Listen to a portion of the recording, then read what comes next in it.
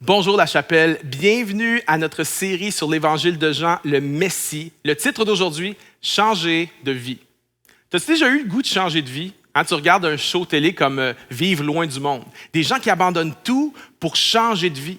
Ou bien non, tu regardes l'île de Brian. C'est-tu le fun, ça, l'île de Brian? Moi, je regarde ça avec ma femme, je me dis, c'est ça qu'il faut faire. Nous aussi, on va aller vivre sur une île dans les Bahamas. On va changer de vie. Selon un sondage effectué par le journal Le Figaro il y a quelques années, c'est 79% des Français qui rêvent de changer de vie. On se surprend parfois à vouloir changer de vie. Retourner à l'université, changer de job, faire le tour du monde, s'expatrier dans un autre pays. Mais on oublie que changer d'endroit, changer de job, changer de ville, changer de conjoint, il y a une chose qui reste toujours avec nous, nous-mêmes. Et si changer de vie était plus à propos d'un changement intérieur que d'un changement extérieur. Dans Jean chapitre 3, Jésus fait la rencontre d'un homme qui s'appelle Nicodème. Et Jésus va challenger Nicodème en lui disant, il faut que tu changes de vie, tu as besoin d'une nouvelle vie. Pourtant, Nicodème a tout. Nicodème est un success story. On va lire ensemble l'histoire, Jean chapitre 3, verset 1. Mais il y eut un homme d'entre les pharisiens nommé Nicodème, un chef des Juifs, qui vint auprès de Jésus de nuit et lui dit, « Rabbi, nous savons que tu es un docteur venu de Dieu, car personne ne peut faire ces miracles que tu fais si Dieu n'est pas avec lui. » Nicodème est un pharisien. Il y en a qui disent, attention, les pharisiens, ce n'est pas les méchants garçons, eux. Ce n'est pas eux qui voulaient faire tuer Jésus. Ce n'est pas eux qui disaient que Jésus faisait des miracles par la puissance de Satan. Oui, c'est eux. Mais Nicodème est différent. Nicodème veut en connaître plus sur Jésus. Nicodème est ouvert et humble. Et le texte dit qu'il est venu vers Jésus de nuit. Moi, je trouve ça vraiment ironique ici. Je trouve ça ironique que Nicodème va de nuit vers la lumière du monde, quand même. Nicodème n'avait pas idée que toute ténèbre, toute noirceur à l'extérieur de nous ou à l'intérieur de nous va être illuminée lorsqu'on fait la rencontre de Jésus-Christ, la lumière du monde. Verset 3. Jésus lui répondit, en vérité, je te le dis, si un homme ne naît de nouveau, il ne peut voir le royaume de Dieu. Nicodème lui dit, comment un homme peut-il naître quand il est vieux? Peut-il rentrer dans le sein de sa mère et naître? Nicodème est perplexe. Il ne comprend pas ce que Jésus dit ici. Pourtant, Nicodème est un brillant théologien. Nicodème connaît l'Ancien Testament par cœur, mais il est confus. Alors, il répond à Jésus, naître de nouveau? Est-ce qu'un homme peut retourner dans le sein de sa mère et naître? Et toutes les mamans qui nous écoutent en ce moment disent, j'espère que non. Moi, je suis né à 3,5 kilos. J'en pèse 90 aujourd'hui. Imagine, je vais voir maman. Maman, j'ai une bonne nouvelle et une mauvaise nouvelle. Voici la bonne. J'ai rencontré Jésus. Voici la mauvaise nouvelle. Ma première naissance n'était pas suffisante. Il va falloir qu'on recommence ça. Je pense que ça va être awkward pour nous deux, maman. Non, je suis certain que personne ne veut aller là. Nicodème n'a pas compris. Regardez au verset suivant. Jésus répondit, en vérité, je te le dis, si un homme ne naît d'eau et d'esprit. Ah, là, Jésus lui donne un indice. Jésus lui donne un peu plus de détails. Si un homme ne naît d'eau et d'esprit, il ne peut entrer dans le royaume de Dieu. Ce qui est né de la chair est chair, ce qui est né de l'esprit est esprit. En d'autres mots, Jésus dit à Nicodème, « Hey Nicodème, je ne suis pas en train de parler d'une naissance physique ici. Je suis en train de parler d'une naissance spirituelle. » Et en bon rabbin, Jésus ne répond pas à la question de Nicodème directement. Il va plutôt lui citer des passages de l'Ancien Testament. Lorsqu'il parle d'eau et d'esprit, Nicodème clique. Ézéchiel 36, une promesse de l'Ancien Testament qui dit ceci, « Je répandrai sur vous une eau pure et vous serez purifiés. Je vous purifierai de toutes vos souillures et de toutes vos idoles. Je vous donnerai un cœur nouveau et je mettrai en vous un esprit nouveau. J'ôterai de votre corps le cœur de pierre et je vous donnerai un cœur de chair. Je mettrai mon esprit en vous et je ferai que vous suiviez mes ordonnances et que vous observiez et pratiquiez mes lois. » Le prophète l'avait annoncé à l'avance. Un jour, il va y avoir une nouvelle alliance avec le peuple de Dieu. Et Dieu va nous donner un nouveau cœur, un nouvel esprit. Dieu va nous donner la capacité de renaître et on va avoir le goût, le désir de marcher avec Dieu. Lorsque Jésus dit à Nicodème, si tu ne renais d'eau et d'esprit, Nicodème clique. Oh, la nouvelle alliance. C'est maintenant? C'est possible? C'est disponible maintenant? Vraiment? Verset 7.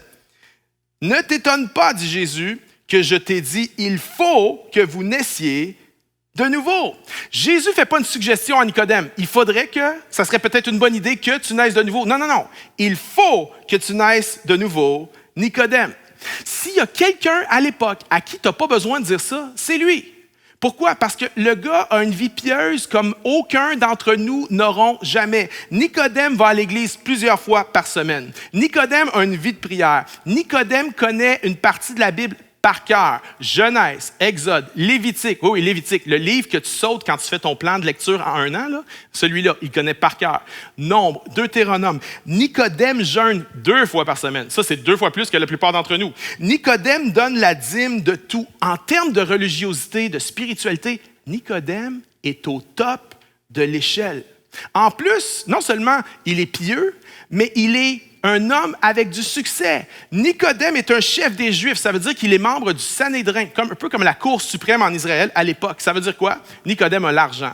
Nicodème a le prestige, le pouvoir. Nicodème a le PhD. Nicodème a le statut. Nicodème est une bonne personne. Il représente le succès. Tu ne peux pas avoir plus de succès que cet homme-là à l'époque, selon les standards de l'époque. Et Jésus lui dit, ça te prend une nouvelle vie. Il faut que tu naisses de nouveau. C'est quoi? À lui a besoin de naître de nouveau. Et ce que je trouve vraiment particulier dans le verset 7, c'est que Jésus dit, il faut que vous naissiez de nouveau. C'est comme si Jésus est dans un entretien avec Nicodème, un entretien intime, et c'est comme s'il prend une pause, c'est comme s'il tourne son image, son regard vers nous à la caméra, puis il dit, il faut que vous, toi aussi, il faut que tu naisses de nouveau, peu importe qui tu es, riche ou pauvre, jeune ou vieux, juif, non juif, religieux ou irréligieux, moral ou immoral, pasteur ou prostituée, il faut, dit Jésus, c'est pas moi qui le dis, il faut que vous naissiez de nouveau. C'est radical comme déclaration, mais c'est un des enseignements les plus clairs de Jésus. Vois-tu, naître de nouveau, c'est une condition sine qua non du christianisme. Tu ne peux pas être sauvé. Tu ne peux pas avoir accès à Dieu sans naître de nouveau. Mais tu dis pourquoi? Voici pourquoi. La Bible déclare que nos péchés, nous sommes tous pécheurs, tout le monde, nous privent de la gloire de Dieu, car tous sont péchés et sont privés de la gloire de Dieu. Romains 3, 23. Tout le monde a péché et tout le monde a perdu l'accès à Dieu. Et à cause de cela, nous avons tous besoin de naître de nouveau. Es-tu né de nouveau? Ben, tu dis, peut-être, je ne sais pas. Comment je fais pour savoir, pasteur David? Je te donne 5 caractéristiques. 5 caractéristiques de quelqu'un qui est né de nouveau. Mais juste avant, je veux mettre l'accent sur le verset 8. Regardez ce que Jésus dit au verset 8. Le vent souffle où il veut et tu en entends le bruit, mais tu ne sais d'où il vient ni où il va. Il en est ainsi de tout homme qui est né de nouveau, qui est né de l'Esprit. Jésus compare la nouvelle naissance au vent. Il dit, le vent, tu ne peux pas le voir. C'est la même chose pour la nouvelle naissance, mais tu en vois les effets, par exemple. Voici 5 effets de la nouvelle naissance. Il y en a plus, en voici 5. Premier, un amour pour Jésus. Quelqu'un qui est né de nouveau aime Jésus profondément, profondément. Pas juste un respect pour Jésus, pas juste une admiration pour Jésus, mais la personne née de nouveau aime Jésus, fait confiance à Jésus avec tout ce qu'elle a, elle est dévouée envers Jésus, elle adore Jésus. Numéro 2, une faim de la parole de Dieu et de la prière. Quelle est la première chose qu'un enfant fait lorsqu'il naît? Il crie, il a faim.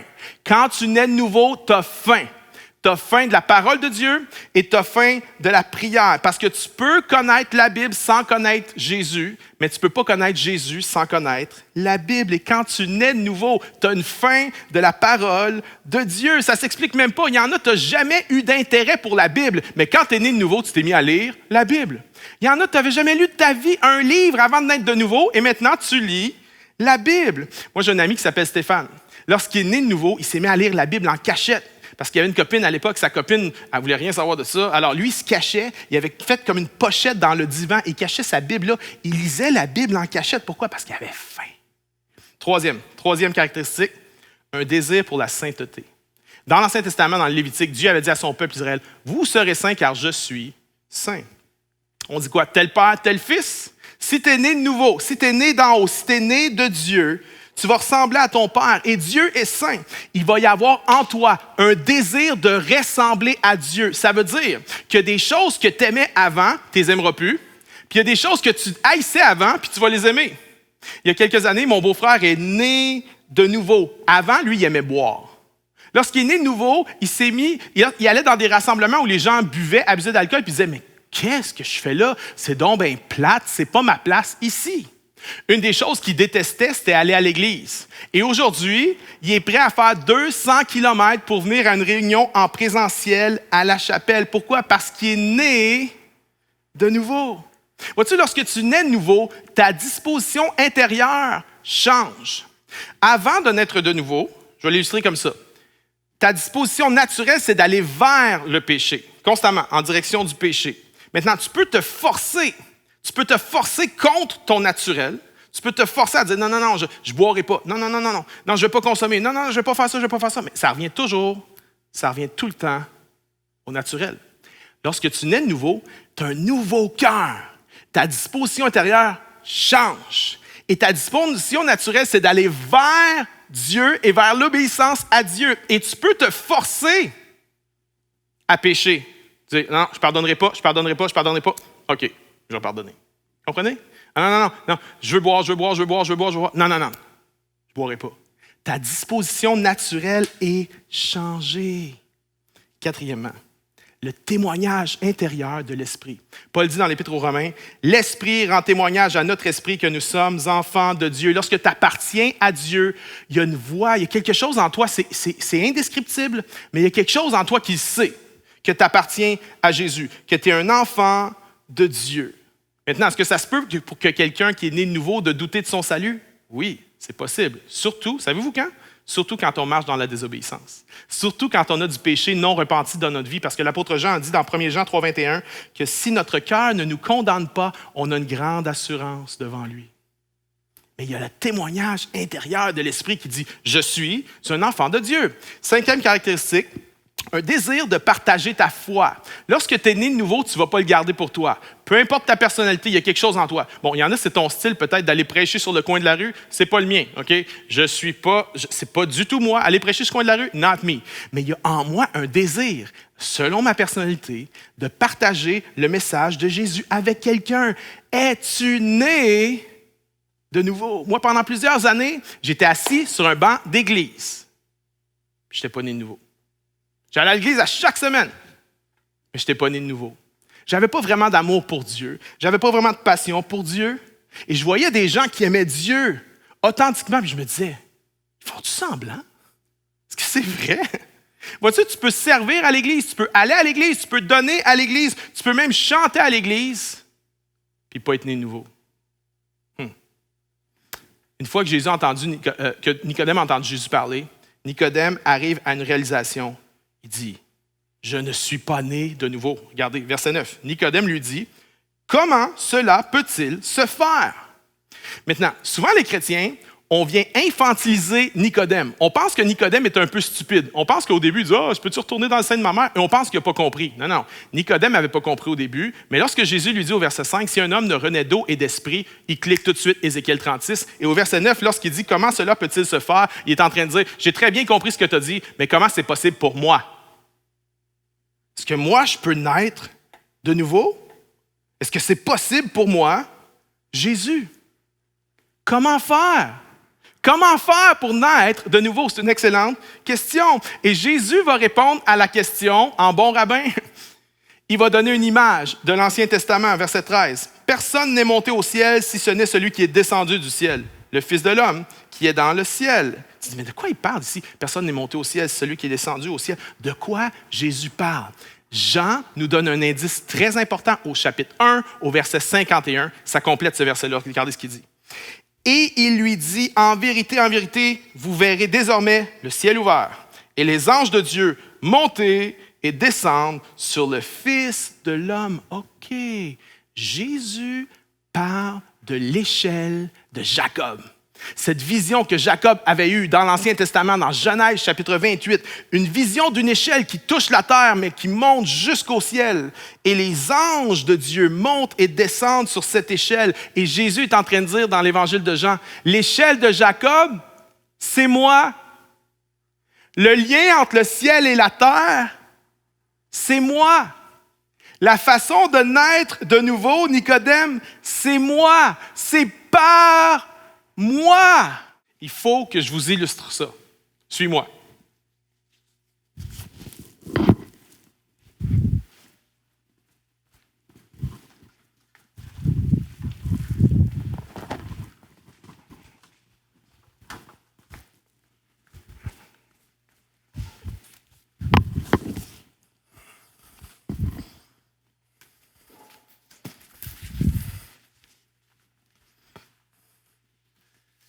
Vois-tu, Jésus a dit, l'échelle de Jacob, c'est moi.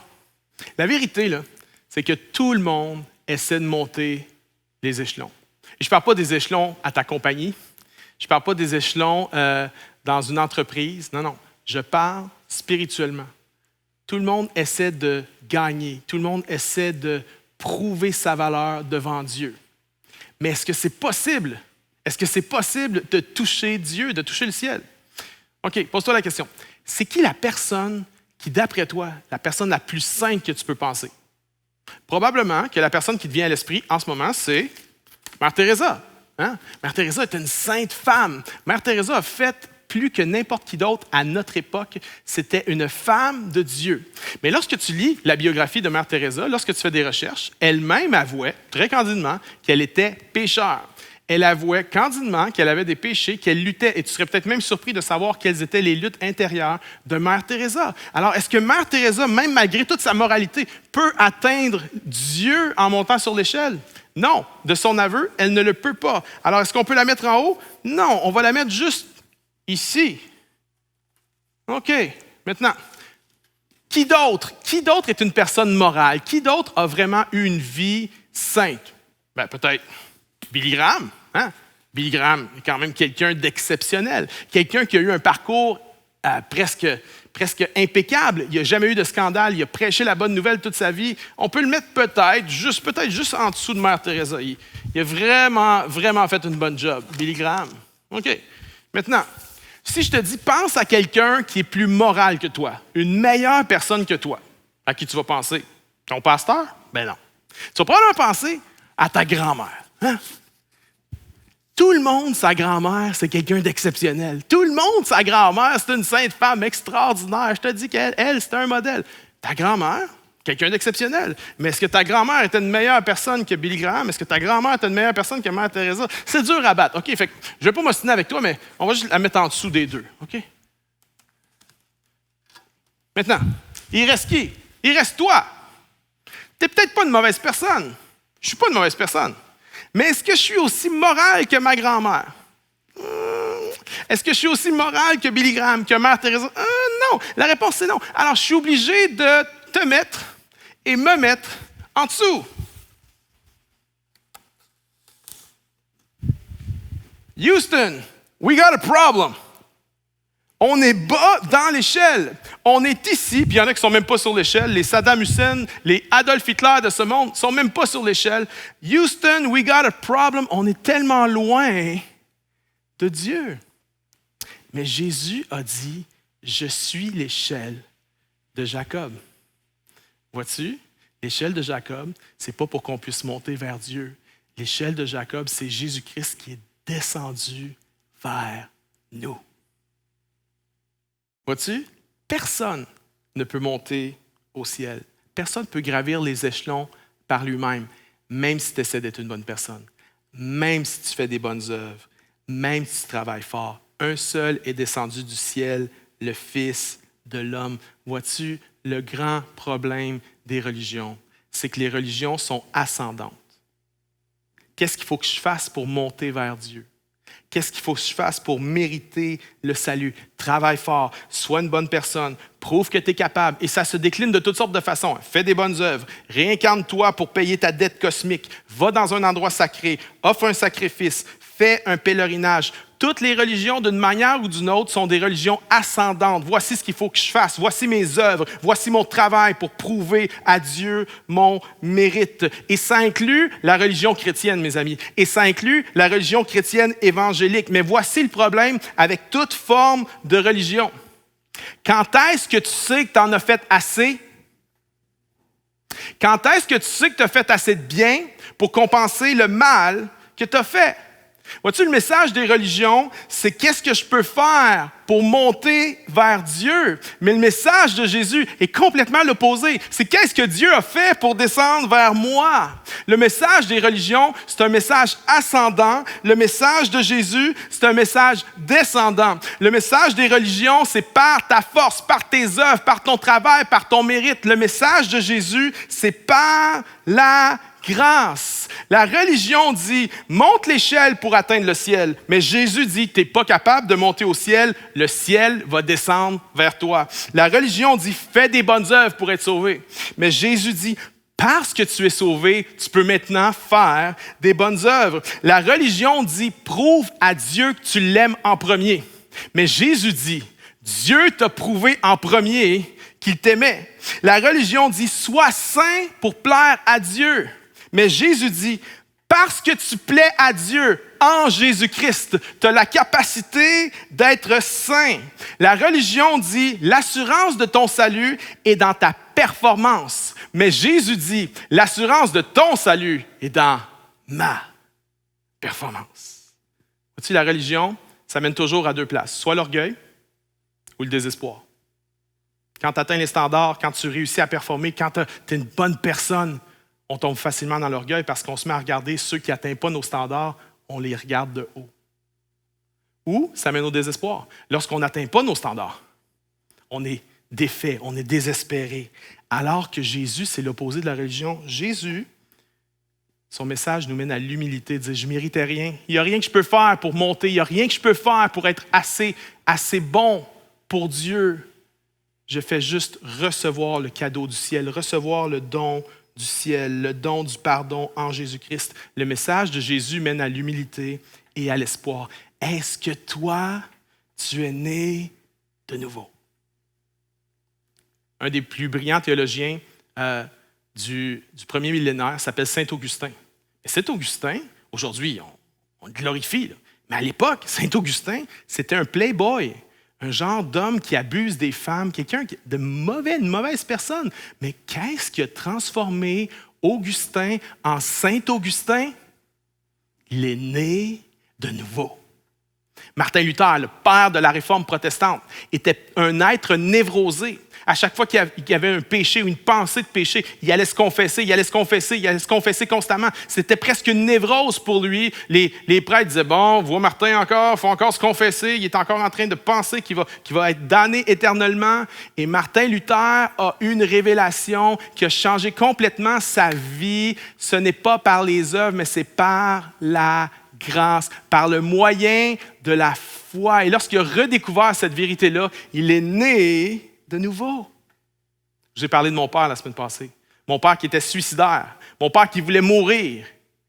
Et tout à coup, un jour, il vit une expérience avec Dieu et il a le goût de vivre. Comment t'expliques ça? Il est né de nouveau. Comment t'expliques que David Potier est un ado de 15 ans, il n'aime pas prier. Il n'aime pas aller à l'église. Il n'aime pas les chrétiens. Il y a 15 ans, c'est un ado, il n'aime pas, mais il a une expérience avec Dieu. Il naît de nouveau et tout à coup, le jeune de 15 ans veut prier. Le jeune de 15 ans veut aller à l'église. J'étais le seul jeune à l'église aux réunions de prière avec 15 mamies et papis. J'étais le seul. Je n'aimais pas aller à l'église. Tout à coup, j'aimais y aller. Avant, je voulais y aller pour les filles. Maintenant, j'y allais pour Dieu et pour les filles. C'est quand même un miracle pour un ado de 15 ans, right? Avant, je n'aimais pas les chrétiens. Je voulais me tenir avec des gens qui étaient comme moi, qui me ressemblent, qui ont les mêmes intérêts que moi. Et lorsque je suis né de nouveau, je me suis mis à aimer des gens que je n'aimais pas. Je me suis mis à être attiré par des gens que je n'étais pas attiré avant. Pourquoi? J'aimais leur amour pour Christ, j'aimais leur authenticité. Puis ça ne me dérangeait plus qu'est-ce qu'ils portaient comme vêtements. Ça ne me dérangeait même plus quel âge qu'ils avaient. Il y avait juste quelque chose en eux qui m'attirait. J'étais né de nouveau. Être né nouveau, c'est ce jeune homme qui va apparaître à l'écran. Il s'appelle Hugo Gerbard. J'en parlais avec Pasteur Jackson, un autre pasteur de la chapelle, parce qu'on a fait du ministère jeunesse ensemble, Pasteur Jackson et moi. Et Hugo était dans le groupe de Pasteur Jackson, c'était dans notre groupe de jeunesse. Et Hugo était le pire ado de l'Église. Ce qui est problématique parce qu'il venait d'une famille très connue à l'Église, une famille très engagée à l'Église, une famille de chrétiens, vraiment des très bons chrétiens. Mais Hugo nous donnait du fil à retordre en tant que pasteur de jeunes. On ne savait pas quoi faire avec lui. Dès qu'on entendait parler qu'il y avait un problème, Hugo était là-dedans. OK, il y a eu de la drogue qui s'est consommée au camp de jeunes en fin de semaine. C'est la faute de qui? Hugo! C'est toujours la faute d'Hugo. Constamment. Et il y a des choses que j'ai vu Hugo faire ou que Hugo a passé proche de faire en ma présence, que quand je suis arrivé, il a changé d'idée, que je ne peux pas raconter à la télévision aujourd'hui. OK? Ça, c'est Hugo. Il nous faisait suer. Il nous faisait suer. Et je me souviens, son père était tellement découragé de son fils. Le père m'a emmené dans mon bureau. Jean-Étienne, un bon ami à moi, puis il fait « Ah, David, je pense que mon fils n'est pas sauvé. » Et là, moi, je n'y dis pas, mais j'ai le goût de dire ceci. Jean-Étienne, c'est sûr que ton fils n'est pas sauvé. C'est sûr que ton fils n'est pas sauvé. Mais vous savez quoi? On a cru, on a prié, on a persévéré dans la prière. Eux ont prié, nous on a prié. Puis il y a eu des bonnes personnes comme Pasteur Jackson qui l'ont aidé à croître spirituellement. Et à un moment donné, il y a eu un déclic. À un moment donné, les psychologues diraient qu'il y a eu un déblocage de son énergie organique. Moi, j'appelle ça il est né de nouveau. Et aujourd'hui, il suit Dieu. On l'a baptisé. Lorsqu'il est venu au Seigneur, on l'a baptisé. Et Pasteur Jackson et moi, on s'est dit, lui, on va le laisser dans l'eau super longtemps. Okay? Il y a tellement de péchés à nettoyer, on l'a laissé longtemps. Et lui-même nous avait dit, les gars, laissez-moi longtemps, laissez-moi plus longtemps. On l'avait laissé tellement longtemps que toute l'Église était partie à rire. Et aujourd'hui, Hugo, non seulement il marche avec Dieu, non seulement il est baptisé. Aujourd'hui, Hugo, il est marié et il est pasteur. Il est pasteur du groupe d'ados à l'Église Nouvelle Vie. Je vous parle d'être né de nouveau. Je vous parle d'un nouveau cœur, des nouveaux désirs, une nouvelle disposition. Tu ne peux pas créer ça. Tu ne peux pas faker cela. Tu ne peux pas fabriquer ça. Il faut que tu naisses d'en haut. C'est juste le Saint-Esprit qui peut changer ton cœur. Il y en a qui disent, OK, mais comment? Comment on fait? Comment on fait pour naître de nouveau? Encore une fois, Jean nous donne plein d'indices, toujours dans son chapitre 1 du prologue. Puis au chapitre 1, le verset le plus important du chapitre, c'est les versets 12 et 13. Et il nous donne la clé. Regardez ce qu'il dit.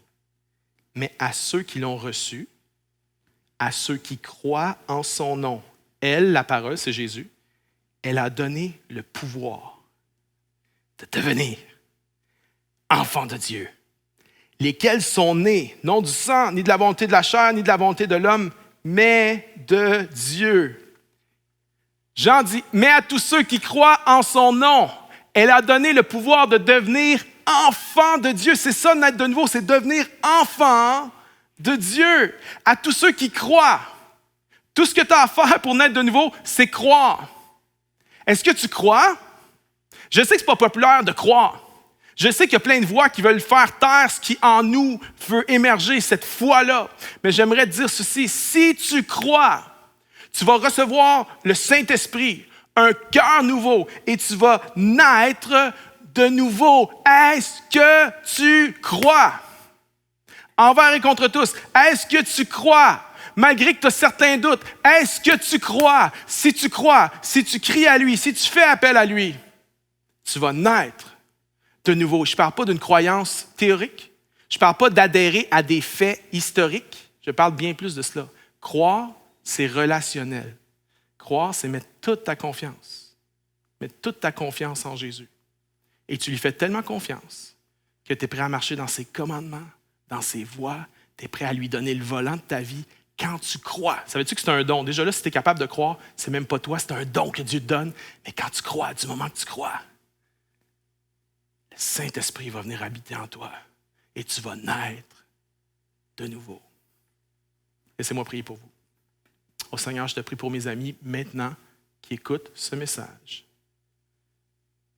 et qui ne sont pas nés de nouveau. Père, je te prie, si quelqu'un a entendu l'appel de l'Esprit dans son cœur, je prie qu'il ne résiste pas. Je prie que tu lui donnes la grâce de croire de tout son cœur et qu'il puisse recevoir le don du Saint-Esprit et naître de nouveau et changer de vie. Je te prie pour tous ceux qui sont nés de nouveau, peut-être il y a longtemps, mais qui n'ont pas nourri cet enfant, cette nouvelle naissance, qui ne l'ont pas nourri, qui l'ont négligé et qui ont besoin de revenir à toi. Seigneur, je prie que ce message, par la puissance de ton Saint-Esprit, puisse les ramener à toi, dans le nom de Jésus-Christ. Et toute la chapelle dit Amen. Amen. Si tu as été interpellé par ce message, je veux t'inviter à nous écrire. Écris-nous. Bienvenue à commercial-lachapelle.me. On veut t'accompagner dans ton cheminement spirituel. Peut-être que tu es né de nouveau aujourd'hui, là. On veut t'accompagner, on veut t'aider. Maintenant, répondons à ce message en louant et en adorant le Seigneur ensemble.